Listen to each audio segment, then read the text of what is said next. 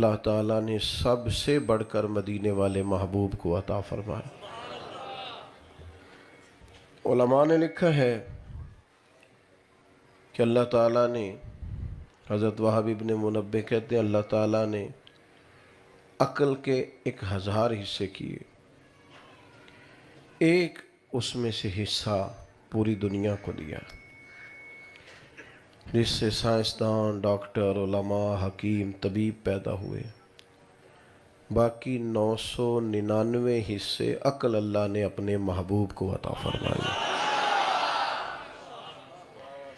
نبی کریم صلی اللہ تعالی علیہ وسلم کو اللہ تعالیٰ نے تدبر، دانائی، حکمت، فہم، فراست، بصیرت بدرجہ اتم ہر ایک سے بڑھ کر عطا کی۔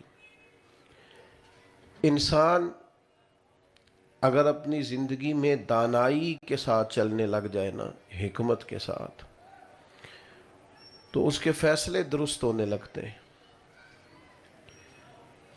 اس کا رستہ جو ہوتا ہے وہ آسان ہونے لگتا ہے۔ ہمارے فیصلے جذباتی ہوتے ہیں، ہماری رائے وقتی ہوتی ہے، ہوا کا رخ دیکھ کر مزاج بدلنے کی عادت الا ماشاءاللہ لوگوں نے بنا لی۔ ہم کسی بھی مسئلے میں سنی سنائی بات پر بڑی جلدی جذباتی ہو جاتے ہیں، بردباری، ٹھہراؤ الا ماشاءاللہ لوگوں میں ختم ہوتا جا رہا ہے۔ عدم برداشت قومی نہیں عالمی مسئلہ ہے۔ بس لوگ برے نہیں ہوتے، صرف ہماری طبیعت کے مطابق نہیں ہوتے، ہماری نہیں مانتے، لہذا ہمیں اچھے نہیں لگتے۔ تدبر، دانائی، حکمت، ٹھہراؤ، ذرا چیزوں کو سوچ سمجھ کے چلنا، معاملات پر غور کرنا۔ دیکھیں نا، نبی پاک صلی اللہ تعالی علیہ وسلم نے اس شخص کو پہلوان کہا ہے جو اپنے غصے پر قابو پا لیتا ہے۔ فرمایا وہ پہلوان ہے جس کا اپنے اوپر کنٹرول ہے۔ اور جو آدمی کہتا ہے مجھے پتہ ہی نہیں چلتا، تو بھئی پھر آپ زندگی میں نظام لے کے آگے کیسے چلیں گے جب آپ کو پتہ ہی نہیں چلتا؟ دانائی، حکمت، کوئی کام بھی اگر بغیر حکمت کے کیا جائے تو وہ کام درست بھی ہو تو خراب ہو جاتا ہے کئی دفعہ، اور اگر حکمت سے کر لیا جائے، دانائی سے کر لیا جائے، ہمارے بچے، ہماری نئی نسل، اس کی تربیت بھی کرنی ہے پر دانائی سے۔ یعنی کسی کو اللہ کی طرف بھی بلائیں تو ادعو الی سبیل ربک بالحکمہ، کسی کو اپنے رب کی طرف بھی بلاؤ، دعوت دو تو دانائی کے ساتھ، حکمت کے ساتھ۔ ایک بادشاہ نے خواب دیکھا تھا کہ میرے سارے دانت ٹوٹ گئے۔ اس نے تعبیر کرنے والا بلایا، اس سے کہا اس کی تعبیر بتاؤ، تو کہنے لگا تعبیر یہ ہے کہ آپ کے سارے بال بچے، رشتہ دار، بہن بھائی آپ کی زندگی میں مر جائیں گے۔ بادشاہ نے وہ بندہ بھی مروا دیا۔ اس نے کہا تو مجھے میرے بچوں کے موت کی خبر دینے آیا؟ اگرچہ غلط کیا، اللہ تعالیٰ معاف کرے، ناجائز کیا، لیکن نادان آدمی اتنی بڑی بیوقوفی کر گیا۔ کسی نے اس سے کہا کہ ایک اور آدمی بھی بڑی اچھی تعبیر بتاتا ہے، اس کو بلائیے۔ اس کو بلایا، اس نے تعبیر پوچھی، کہا میں نے خواب دیکھا ہے کہ میرے سارے دانت ٹوٹ گئے ہیں، تو تعبیر کیا ہے؟ تو اس نے کہا بادشاہ مبارک ہو، اس کی تعبیر یہ ہے کہ اللہ تعالیٰ آپ کو اپنے خاندان میں سب سے لمبی عمر عطا کرے گا۔ بادشاہ نے اس بندے کو انعام دیا۔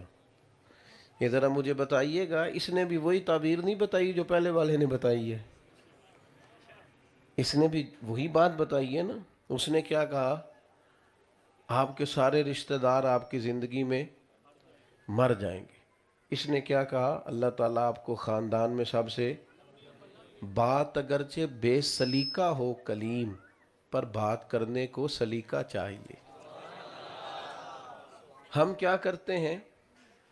اپنے گھر میں بھی حکمت سے نہیں چلتے، اپنے دفتر میں بھی حکمت سے نہیں چلتے، اپنے دوستوں کے بیچ بھی دوستی لگائیں گے تو پھر ہر چیز ہی نچھاور کر دیں گے۔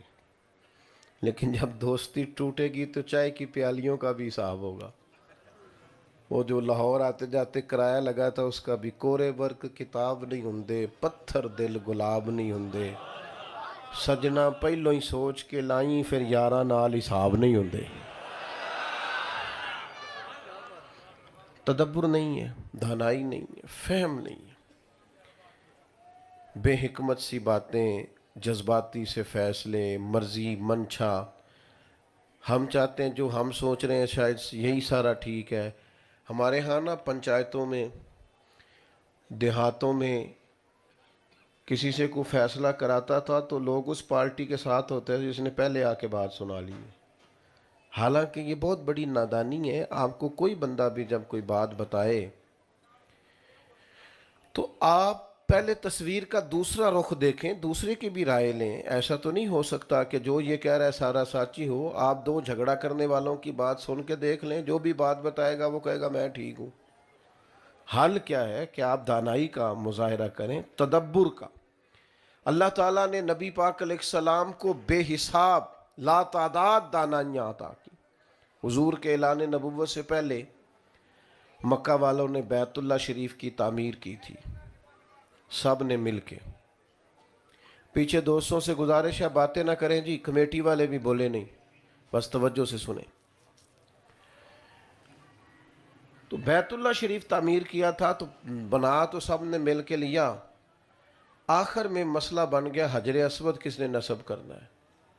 اس پہ جھگڑا کرنے لگ گئے، میں لگاؤں گا میں لگاؤں گا. ایک قبیلہ تو ہے ایسا تھا جو مرنے مرانے پہ آ گیا، پیالے میں خون ڈال کے اس میں انگلیاں رکھ کے قسم اٹھا دی کہ حجر اسود یا ہم لگائیں گے یا کسی کو نہیں لگانے دیں. جب شدت پکڑی لڑائی نے تو ایک بندہ بولا، کہنے لگا جھگڑا نہ کرو، اس طرح کرو جو صبح سب سے پہلے حرم میں داخل ہونا بیت اللہ میں اس کا فیصلہ مان لو.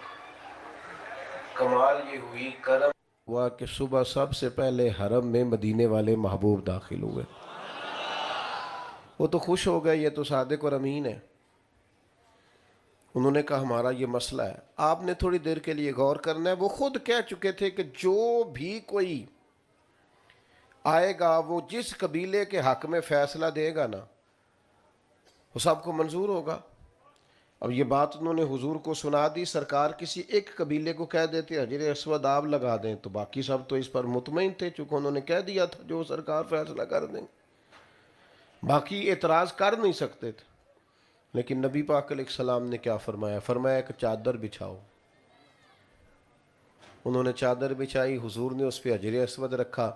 فرمایا سارے قبیلے ایک ایک سائیڈ سے چادر پکڑ لو. ان سب نے چادر جو تھام لی تو لائے اس جگہ جہاں حجر اسود رکھنا تھا.